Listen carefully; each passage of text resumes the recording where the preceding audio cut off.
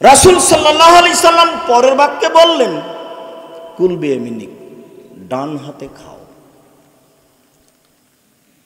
আব্দুল্লাহ ইবনে উমর রাদিয়াল্লাহু তাআলা আনহু বলেন, রাসূল সাল্লাল্লাহু আলাইহি সাল্লাম বলেছেন, ইয়া আকালা আহাদুকুম ফালিয়াকুল বিয়ামিনিহি ওয়াশরাবু বিহা।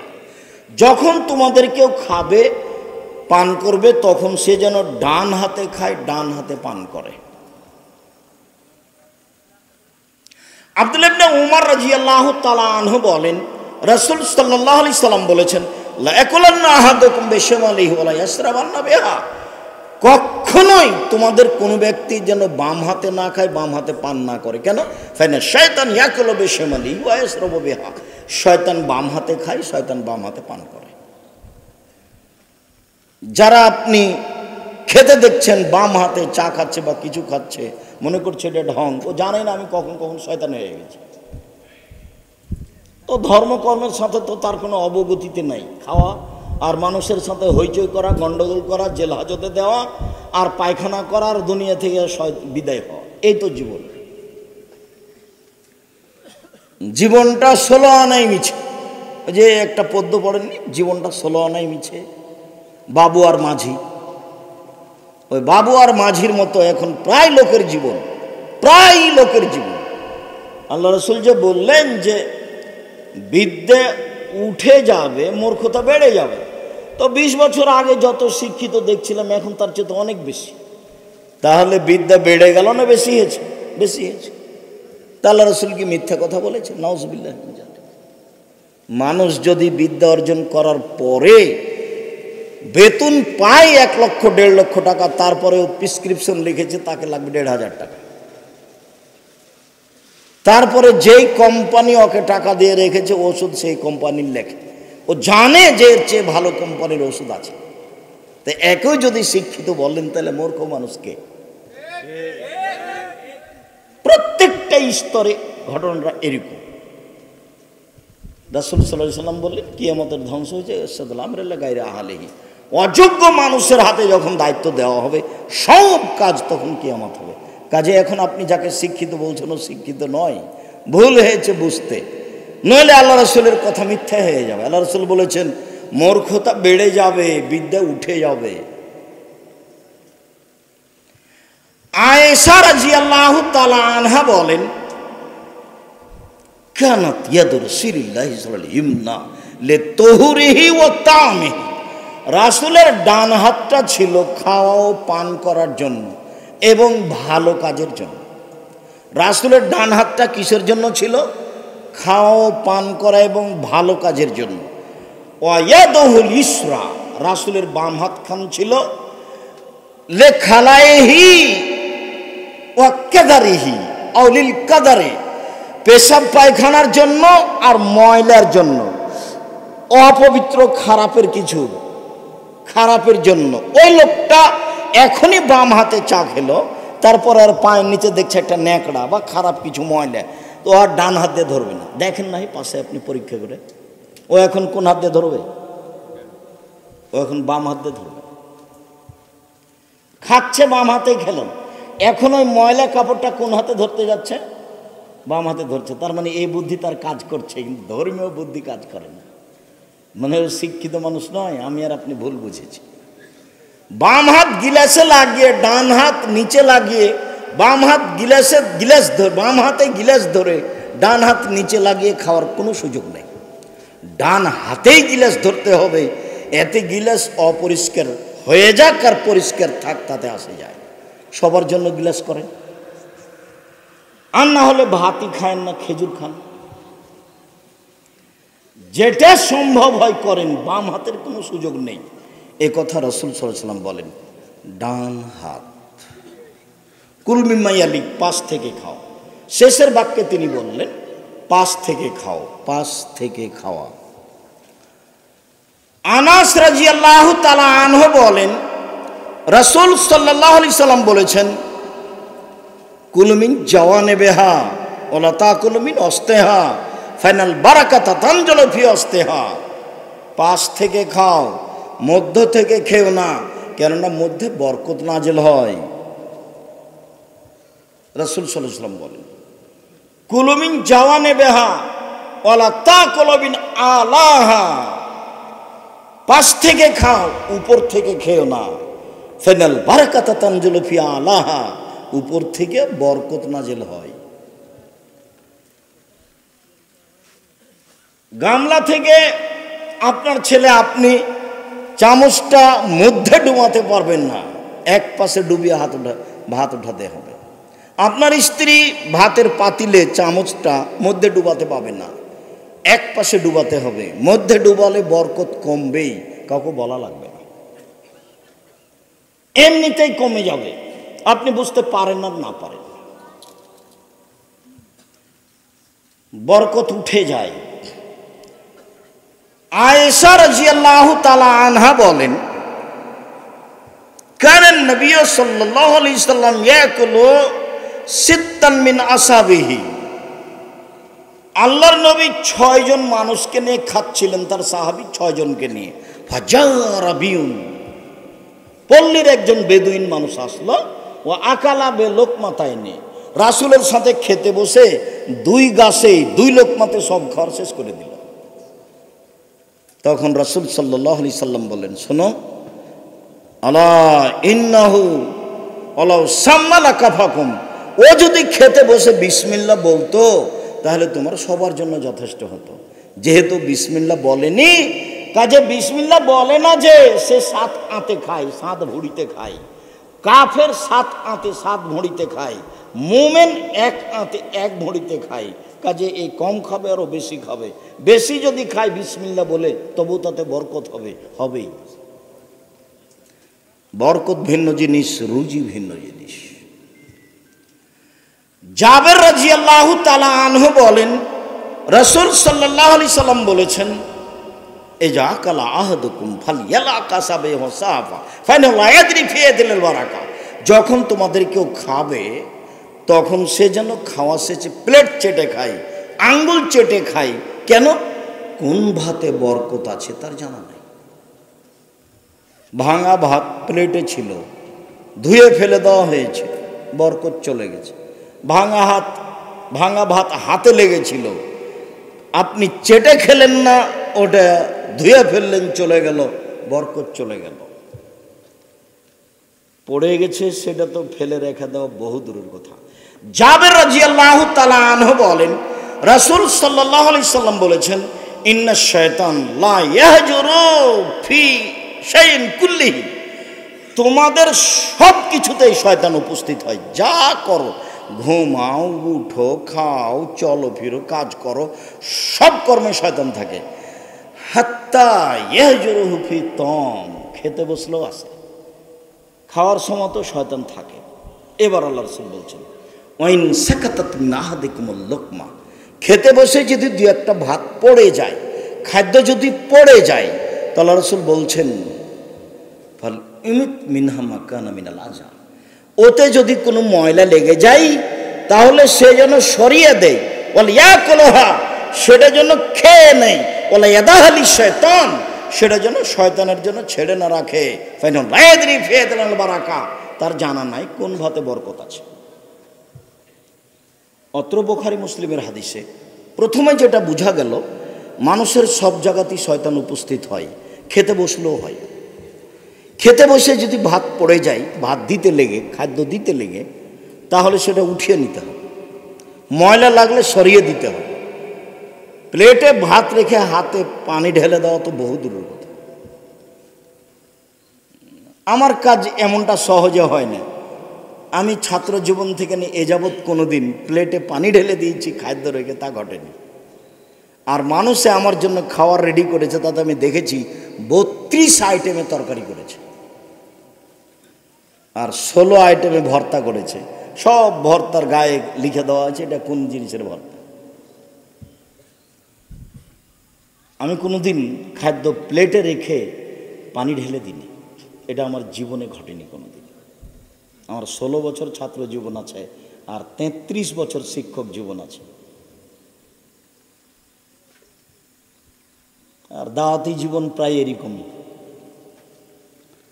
সম্মানিত দিনী ভাই বোন, রাসূল সাল্লাল্লাহু আলাইহি সাল্লাম বললেন, যদি পড়ে যায় উঠিয়ে নিতে হবে, ময়লা লাগলে সরিয়ে দিতে হবে, খেয়ে নিতে হবে, ছেড়ে রাখা যাবে না। ছেড়ে রাখলে শয়তান খাবে। জানা নাই কোনটাতে বরকত আছে। বরকত ভিন্ন জিনিস, রুজি ভিন্ন জিনিস।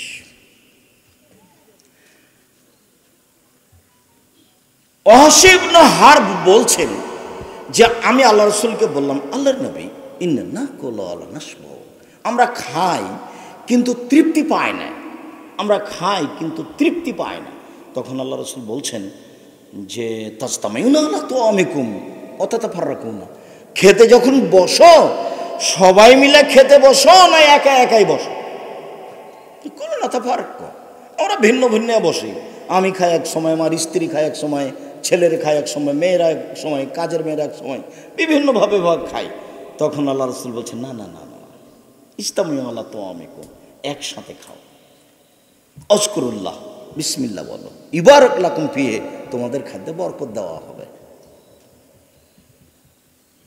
খাদ্য যে রান্না করা হয়েছে সেটা আপনি খেয়ে নিলেন, তারপর কিছুক্ষণ পর আর একজন এসে খেলো, আর একজন এসে খেলো, এতে বরকত হবে না, এ কথা রাসূল সাল্লাল্লাহু আলাইহি ওয়াসাল্লাম বলছেন। সবাই একসাথে বসে খাবে সম্ভবপর, তাহলে তাতে বরকত থাকবে, এই কথা আল্লাহর নবী বলেন। তিনি বলেন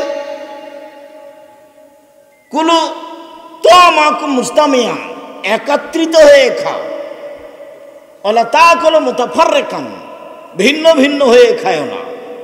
ফাইন্না তুআমাল ওয়াহিদ ইয়াকফি লিল ইসনাইন, একজনের খাদ্য দুইজনের হবে। ও তুআমাল ইসনাইন ইয়াকফি আত-তামানিয়া, দুইজনের খাদ্য 8 জনের হবে। হাদিস বুখারী মুসলিম। এ কথা রাসূল সাল্লাল্লাহু আলাইহি ওয়াসাল্লাম বলেন। বরকত 5 থেকে খেতে শিখতে হবে, 5 থেকে খেলে বরকত হয়।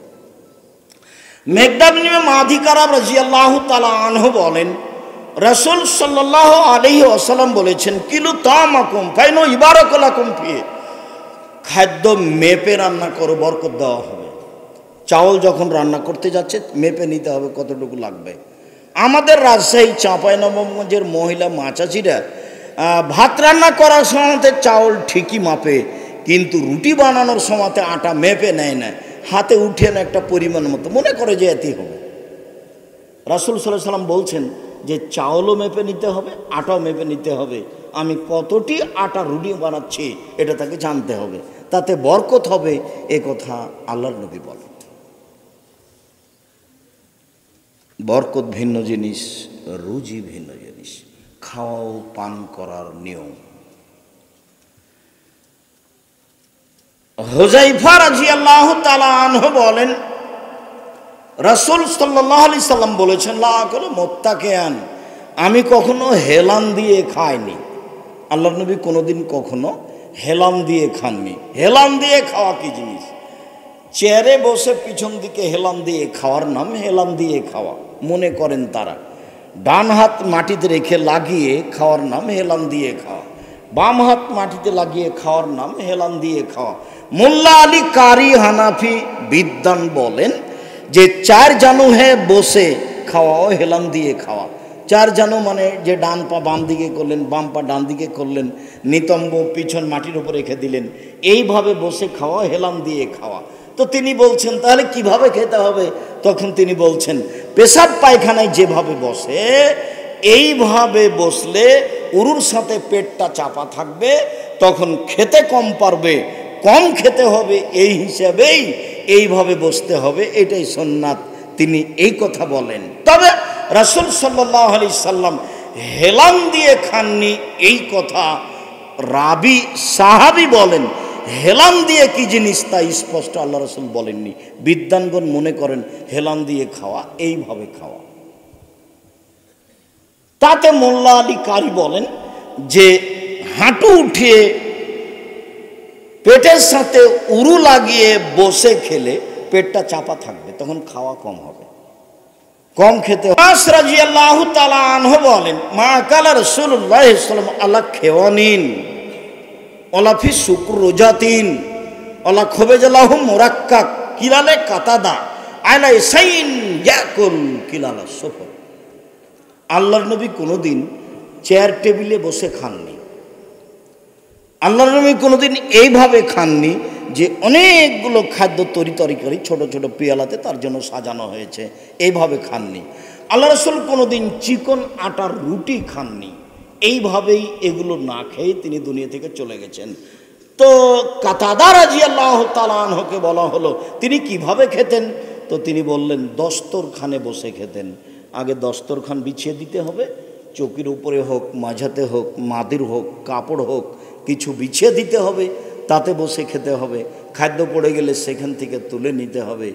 এটাই খাওয়ার নিয়মে উল্লেখ হয়েছে, যা বুখারী মুসলিমের হাদিস। রাসূল সাল্লাল্লাহু আলাইহি সাল্লাম বলেন, সম্মানিত দিনী ভাই বোন, চেয়ার টেবিলে খাওয়া আমরা হালাম বলতে পারি না, তবে পছন্দ নয়। আল্লাহ রাসূল খাননি, এ কথাই ঠিক। সম্ভবপর এড়িয়ে চলাই ভালো। আর অত প্রস্তুতি নিয়ে খানা পানি করতে হবে না, সময় বেশি দিন নেই। হঠাৎ দেখেছিলাম বয়স ছিল 40, এখন দেখি 60। হঠাৎ দেখবো যে আমি শেষের দিকে চলে এসেছি। তার নাম জীবন। কয়দিন যে বাঁচলাম, হিসাবের খাতায় কিছু পেলাম না। সকালে ভালোই ছিলাম, সন্ধ্যা এসে দিন শেষে দেখি কিছুই নাই। কাজেই এইভাবে দাঙ্গাবাজি করে, জুলুম নির্যাতন করে, অন্যায় অবিচার করে, মানুষের যেখানে সেখানে বসে দাঙ্গাবাজি করে, মানুষকে অপমান করে দিন কাটানোর প্রয়োজন নেই। আমি যেটা বলেছি মনে রাখবেন, মানুষের জীবনে 4টা জরুরি কাজ। 1, 5 ওয়াক্ত সালাত। এর চেয়ে কোনো জরুরি কাজ মানুষের জীবনে নেই। 2, হালাল রুজি যেভাবেই হোক। 3, কোরআন তেলাওয়াত, অন্তত সূরা ইখলাস। 4, 2 জন যেখানে বসে আছে সেখানে বসবেন না, যার নাম আড্ডা পিটা। ভুলেও কোনোদিন কোথাও বসে গল্প জমাবেন না। গল্প জমাতে গিয়ে হঠাৎ যদি কোনো কথা বদনাম চলে আসে, সারা জীবনের নেকি এক পাল্লায় দিয়ে ওই বদনাম এক পাল্লায় দিয়ে সফল হওয়া যাবে না। রাসূল সাল্লাল্লাহু আলাইহি ওয়াসাল্লাম বলেছেন, সব পাপ ক্ষমা হবে কিন্তু ঋণের পাপ ক্ষমা হবে না। ব্যাংকে চাকরি করে, কত খুশি, কয়েক লক্ষ টাকা ঋণ নিয়ে বাড়ি করেছে, বউ বেটা নিয়ে খুশি হয়ে খায়, পাগল হয়েছে, ওর জানা যায় হবে না। আশেপাশে সবাই বলছে তুমি কি চাকরি করো, দেখো তো ব্যাংকে কত লোন দিয়েছে। লোন নিয়ে ব্যবসা করাই হারাম, লোন নিয়ে বাড়ি গাড়ি করা হারাম। লোন নিতে পারে, ছেলে মেয়ের আহার আজকে সারা দিনের মধ্যে নেই। ওই যে অনেক দিন আগে পড়েছিলেন, অনেক দিন আগের কথা, হুগলি শহরে হাজী মোহাম্মদ মহসেন নামে একজন লোক বাস করতেন। হঠাৎ রাতে চোর ঢুকলো, আলো জ্বালিয়ে দেখলেন চোর ঘরে ঢুকেছে। তিনি জিজ্ঞাসা করলেন, কেন চুরি করতে এসেছ? উত্তরে বলল, আমার ছেলে মেয়ের কান্নাকাটি সহ্য করতে না পারায় কয়েকদিন ঘুরেছি, কোনো খাওয়ার পাইনি, কান্নাকাটি সহ্য করতে না পারায় চুরি করতে এসেছি। হাজী মোহাম্মদ মহসেন তার হাতে কিছু টাকা দিলেন আর কিছু খাদ্য দিলেন, বললেন এই টাকা নিয়ে ব্যবসা করো, 15 দিন পরে আমার সাথে দেখা করিও। হাজী মোহাম্মদ মহসেন অতীব দয়ালু লোক ছিলেন হুগলি শহরে। তো ওই যে চোরটার অবস্থা যেটা লেখক লেখলো, সত্য হোক আর মিথ্যা হোক, এই সময়তে লোন নিতে পারে, তাছাড়া লোন নিয়ে ব্যবসা করবে।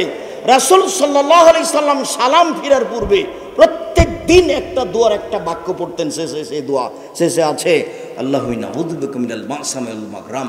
তোমার কাছে বাঁচতে চাই বড় পাপ হতে, তোমার কাছে বাঁচতে চাই ঋণ কর্জ হতে, তোমার কাছে বাঁচতে চাই বড় পাপ হতে, তোমার কাছে বাঁচতে চাই ঋণ কর্জ হতে, তোমার কাছে বাঁচতে চাই বড় পাপ হতে, তোমার কাছে বাঁচতে চাই ঋণ কর্জ হতে। আল্লাহর নবী ঋণ কর্জ থেকে আল্লাহর কাছে দিন রাত পানা চাইতেন, বাঁচতে চাইতেন। সেটা জায়েজ হয় কি করে?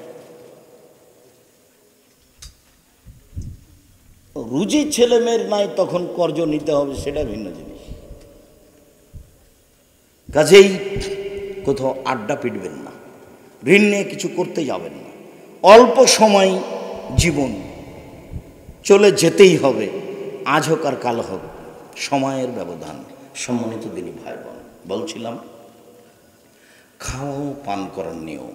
আবু হুরায়রা রাদিয়াল্লাহু তাআলা আনহু বলেন, মা বা রাসূলুল্লাহ সাল্লাল্লাহু আলাইহি ওয়াসাল্লাম তামান কাত্ত ইনিস্তাও আকালাহু ওয়া ইনকারহু তারাকাহু।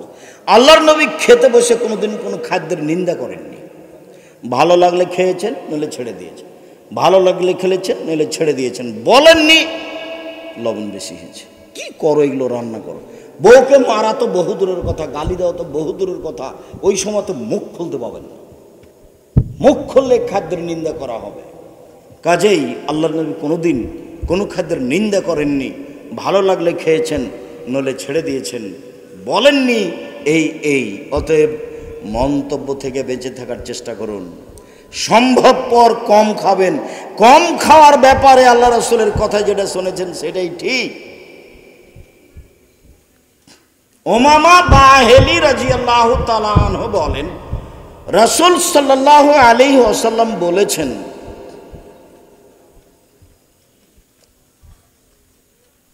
ইয়ামলাউ মা ইয়ামলাউ ইবনু আদম আশার বেআইনিন বাতনিন।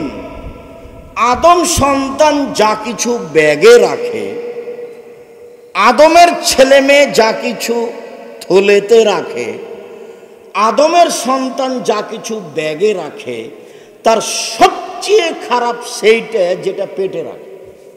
পেটে একটা ব্যাগ, পেটে একটা থলে। আদম সন্তানের যত কিছু রাখার পাত্র আছে, তার সবচেয়ে খারাপ পাত্র কোনটা বলেন তো? পেট। এই কথা রাসূল সাল্লাল্লাহু আলাইহি ওয়াসাল্লাম বলেন। তিনি বলেন, অবে হাসবি ইবনে আদম ওকালাতুন ইকুমু বিহি সুলবা।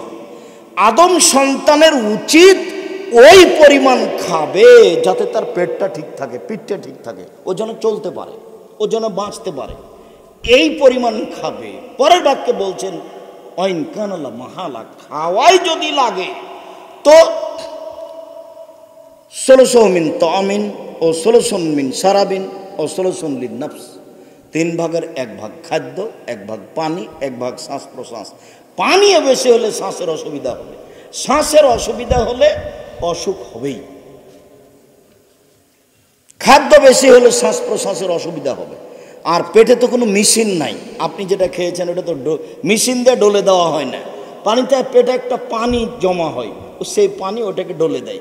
যদি খাদ্য বেশি হয় তাহলে পানি কমে যাবে, তখন বদহজম হবেই। আর যদি খাওয়া বেশি হয়, পানি বেশি হয়, তাহলে শ্বাসের অসুবিধা হবেই। আপনি বুঝতে পারেন আর না পারেন, শ্বাসের যখন অসুবিধা হবে তখন তার অসুখ হবে। কাজেই খাওয়ার ব্যাপারে খুব সতর্ক সাবধান থাকতে হবে। সম্মানিত দ্বীনি মুসলিম ভাই বোন, খাওয়ার শেষের অংশে চলে আসলাম। খাওয়ার শেষে কি বলি? উমামা বাহিলি রাদিয়াল্লাহু তাআলা আনহু বলেন, রাসূল সাল্লাল্লাহু আলাইহি ওয়াসাল্লাম খাওয়া শেষে এজা রাফা মায়দাতাহু, যখন তিনি তার দস্তরখান উঠাতেন তখন তিনি বলতেন, আলহামদুলিল্লাহি হামদান কাসীরান তাইয়িবান মুবারাকান ফি গায়রা মাকফিন ওয়ালা মুআদ্দাইন ওয়ালা মুস্তাগনান আনহু রাব্বানা। বুখারী মুসলিম। আল্লাহর প্রশংসা, খুব তার প্রশংসা, মঙ্গলময় তার প্রশংসা, বরকতময় তোমার তার প্রশংসা। এই খাদ্য হতে মুখ ফিরাতে পারি না, এই খাদ্য খেয়ে তৃপ্তি হয়ে শেষ করতে পারি না, চিরদিনের জন্য এই খাদ্যের মুখাপেক্ষী রয়েছি। এই দোয়া রাসূল সাল্লাল্লাহু আলাইহি ওয়াসাল্লাম পড়তেন খাওয়া শেষে, আলহামদুলিল্লাহ হামদান কাসীরান তাইয়িবান মুবারাকান ফি গায়রা মাকফিন ওয়ালা মুআদ্দাইন ওয়ালা মুস্তাগনান আনহু রাব্বানা। আবু আইয়ুব আনসারী রাদিয়াল্লাহু তাআলা আনহু বলেন, কানান নবী সাল্লাল্লাহু আলাইহি সাল্লাম ইযা আকালা ও শারিবা, যখনই আল্লাহ রাসূল খেতেন ও পান করতেন তখনই তিনি খাওয়া শেষে, পান করার শেষে বলতেন, আলহামদুলিল্লাহিল্লাযী আতআমা ওয়া সাকা ওয়া সাওয়াগাহু ওয়া জাআলা লাহু মাখরাজা। সে আল্লাহর প্রশংসা যে আল্লাহ খাওয়ালো, পান করালো, সুন্দরভাবে বের করার ব্যবস্থা করলো, সে আল্লাহর প্রশংসা। আনাস রাদিয়াল্লাহু তাআলা আনহু বলেন, রাসূল সাল্লাল্লাহু আলাইহি সাল্লাম বলেছেন, মান আকালা সুম্মা কালা, যে ব্যক্তি খাওয়া শেষে বলল, আলহামদুলিল্লাহিল্লাযী আতআমানি হাজাত তাআমা ওয়া রাযাকানিহি মিন গায়রি হাওলিন মিন্নি ওয়ালা কুওয়া। কেউ যদি খাওয়া শেষে বলে, সে আল্লাহর প্রশংসা যে আল্লাহ এই খাদ্য খাওয়ালো আর রুজি হিসেবে দিল, তাহলে বাহ্যিকভাবে নড়াচড়ার কোনো শক্তি নাই, আন্তরিকভাবে নড়াচড়ার কোনো শক্তি নাই, ও নিজেই দিয়েছে, এই কথা যদি কেউ বলে তাহলে গফিরা লাহু মা তাকাদ্দামা মিন জামবিহি, অতীতের সব পাপ ক্ষমা। খাওয়া শেষে দোয়াতে অতীতের পাপ ক্ষমা হয়, এটা ব্যতিক্রম কথা। এই হাদিস সেটা, এই দোয়া সেটা কি? আলহামদুলিল্লাহিল্লাযী আতআমানি হাজাত আমা ওয়া রাযাকানিহি মিন গায়রি হাওলিন মিন্নি ওয়ালা কুওয়া। তাহলে খাওয়া শেষে বললে অতীতের সব পাপ ক্ষমা হয়ে যাবে। আব্দুল্লাহ ইবনে বুসর রাদিয়াল্লাহু তাআলা আনহু বলেন, আল্লাহর নবী একদিন আমাদের বাড়ি আসলেন, আমার আব্বার কাছে। ফাকাররাবনা ইলাইহি তুআমান, আমরা রাসূলের কাছে খাদ্য পেশ করলাম আর একটা হালুয়া পেশ করলাম। তো তিনি সেখান থেকে কিছু খেলেন। সুমা উতিয়া বেতামারাতিন, তারপরে তার কাছে ফল নিয়ে যাওয়া হলো, ফল খেলেন। সুমা উতিয়া বে শারবিন, তার কাছে কিছু পানীয় নিয়ে যাওয়া হলো, তিনি পানি পান করলেন বা পানীয় পান করলেন। এরপরে উনি চলে যাবেন। ফা আখাজা আবি লেজামা দাব্বাতিহি, আমার আব্বা আল্লাহ রাসূলের গাধার লাগামটা ধরে নিলেন। লাগাম ধরে নিয়ে বলছেন, উদুল্লাহ লানা, আপনি আমাদের জন্য একটু দোয়া করে দেন। তখন আল্লাহ রাসূল বলছেন, আল্লাহুম্মা বারিক লাহুম ফিমা রাযাকতাহুম ওয়াগফির লাহুম ওয়ারহামহুম। আল্লাহ, তুমি এদের যে রুজি দিয়েছো তাতে বরকত দাও, এদের ক্ষমা করে দাও, এদের প্রতি দয়া করো। এই দোয়া পড়লেন। অত্র হাদিসে বোঝা গেল মানুষ বাড়িতে আসলে তার জন্য খাওয়ার ব্যবস্থা করতে হবে। দুপুরে ওই চানাচুর বিস্কুট দিয়ে বিদায় করতে হবে না, ওই হিসাব বাতিল করতে হবে। মানুষ আসলে খাওয়ার ব্যবস্থা করতে হবে, এক। দুই, মানুষ যে খাওয়ার দিয়েছে সবই খেয়ে নিতে হবে তা নয়। ছেড়ে দিলে যে মানুষ পেটুক মনে করবে সেই জন্য ছাড়া যাবে না তা নয়। আল্লাহ রাসূল সম্পূর্ণ খেলেন না, কিছু খেলেন, তারপরে কিছু রেখে দিলেন। তারপরে খাওয়ার শেষে ফল দিলেন, বোঝা যাচ্ছে যে খাওয়ার শেষে ফল, এটাই ঠিক। তারপরে পানি দিলেন, শেষে পানি খাবে, এটাই ঠিক। এরপরে যে বাড়িতে মেহমান এসেছে তাকে বলতে হবে, ভাই আপনি আমার ছেলে মেয়ের জন্য আমাদের জন্য দোয়া করবেন। এ দেখেন আল্লাহ নবী দোয়া করতে বললেন। তখন আল্লাহ রাসূল এই দোয়া পড়লেন। লাগামটা ধরে নিয়ে বলছেন, দোয়া করে দেন, উদুল্লাহ লানা, আমাদের জন্য দোয়া করে দেন। তখন আল্লাহ রাসূল এই দোয়া পড়লেন। তাতে রয়েছে রুজির কথা, তাতে রয়েছে বরকতের কথা, তাতে রয়েছে ক্ষমার কথা। সম্মানিত দিনী ভাই বোন, রাসূল সাল্লাল্লাহু আলাইহি সাল্লাম যখন পান করতেন তখন 3 শ্বাসে পান করতেন। অন্য হাদিসে এসে 2 শ্বাসে পান করতেন। না, রাসূলুল্লাহ সাল্লাল্লাহু আলাইহি সাল্লাম, আল্লাহ রাসূল নিষেধ করেছেন পাত্র উল্টিয়ে পান করতে। ছোট বোতলগুলোতে আপনি উল্টে খেতে পারেন, যেগুলো গিলাসের মতো, যেগুলোতে কয়েক গিলাস পানি হবে, সেগুলো এইভাবে উল্টিয়ে খাওয়া নিষেধ। উল্টিয়ে খাওয়া হবে না। আনাস রাদিয়াল্লাহু তাআলা আনহু বলেন, দাঁড়িয়ে খেতে ও পান করতে আল্লাহ রাসূল নিষেধ করেছেন। তিনি বলেছেন, কেউ যদি দাঁড়িয়ে খায় পান করে তাহলে সেই জন্য বমন করে দেয়।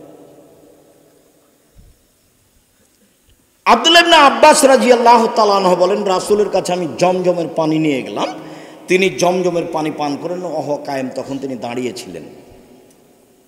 জমজমের পানি দাঁড়িয়ে পান করাই সুন্নাত।